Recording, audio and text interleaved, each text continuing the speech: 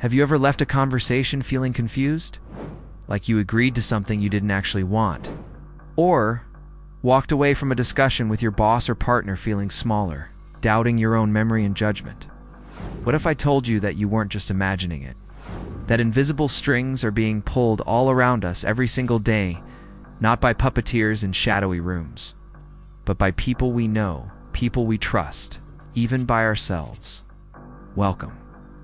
Today we're exploring the subtle art of psychological influence. We're not talking about science fiction or hypnosis. We're talking about real, documented mind control tactics used in everyday life.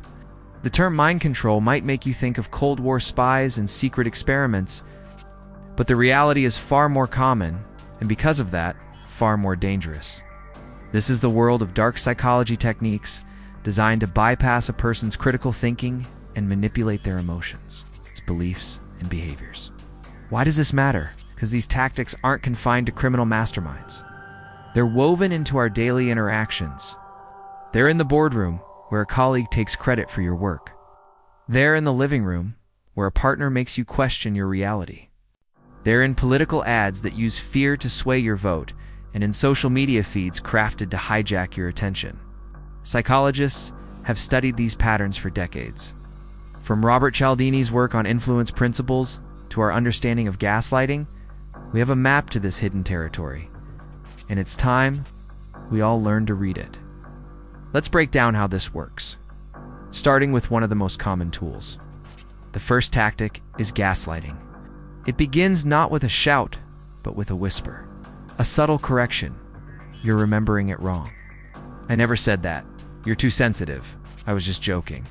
The manipulator presents a false reality, steadfastly denying your experience. The goal is to make you so dependent on their version of events that you lose trust in your own perception. It's a slow psychological erosion. You start thinking, maybe I am crazy. Maybe it is me. Why do people do this? For control, for power. By being the sole arbiter of truth, the gaslighter becomes the most important person in their victim's world. The psychological impact is devastating. Anxiety, depression, and a loss of self that can take years to rebuild. Now let's talk about the foot in the door technique. Imagine a neighbor asks you to sign a petition for a local cause. It's small, harmless. You say yes. A week later, they ask if you can donate $20. You're more likely to agree because you've already established yourself as someone who supports this cause. This works on the principle of commitment and consistency. Once we commit to a small action, we feel psychological pressure to behave consistently with that past action, even if requests become larger and more unreasonable. It's why free trials are so effective. That first small yes makes the bigger yes much easier to get. Next is love bombing and intermittent reinforcement. This often marks toxic relationships. It starts with love bombing, an overwhelming shower of affection, attention, and gifts. You feel seen, cherished, incredibly special. It creates an intense emotional high. Then it stops. The attention withdraws. The texts don't come. You're left confused and desperate to regain that validation. This is intermittent reinforcement, thwarting someone unpredictably. It's the same mechanism that makes slot machines addictive. The uncertainty makes you try harder, wait longer, endure more for the next burst of affection. The manipulator holds all the power, controlling the supply of what you now crave. As the saying goes, the opposite of love isn't hate. It's indifference. And that indifference is a powerful tool of control. So how can you recognize and defend yourself? Knowledge is your armor. Awareness is your first step. Trust your gut. If a situation feels off, it probably is. That confusion or unease is your intuition sounding an alarm. Don't let someone explain it away. Practice reality testing. Talk to a trusted friend. Ask them, this is what happened. Am I understanding this correctly? An outside perspective can break the spell of isolation. Set and enforce boundaries. Be clear about what is acceptable. A healthy person will respect your boundaries. A manipulator will test them, guilt trip you, or violate them. Their reaction tells you everything. Learn to say no.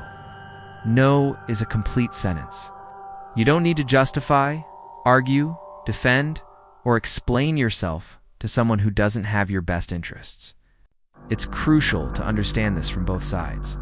For the victim, it's slow, creeping confusion and self-doubt. It's like being lost in a fog where the only voice you hear leads you deeper in. For the manipulator, it's often not a conscious plot. Many don't fully realize what they're doing. They've learned these tactics work to get their needs met, for validation, or control, to avoid their own feelings of inadequacy. This doesn't excuse the behavior, but understanding it can help remove the personal sting. It's about their brokenness, not your worth. The ethical dimension is clear. Exploiting someone's psychology for personal gain violates their autonomy. Yet we live in a world where these tactics are often rewarded. The charismatic leader using them might get the promotion. The charming partner might get unwavering devotion. This creates a dangerous misconception that manipulation is just being good with people. It's not. It's the difference between influence and control. Influence respects agency. Control destroys it. So what have we learned? We've seen how manipulation works in the shadows of everyday life, through gaslighting, gradual compliance, and addictive cycles of affection. The key takeaway is this: your mind is your own. Your reality is valid. The most powerful defense is a strong sense of self, trusted connections, and the courage to listen to your inner voice. I'll leave you with this final thought.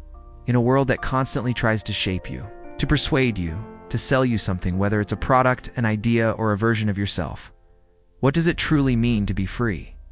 Is freedom just the ability to choose? Or is it the wisdom to know when your choices are being made for you? This is a conversation we all need to have. If this resonated with you, share your thoughts in the comments. Let's learn from each other. If you want to continue exploring the hidden forces that shape human behavior, make sure to subscribe. Thank you for watching. Stay aware, stay curious, and remember, the first person you must never let yourself be controlled by is yourself, doubting your own worth.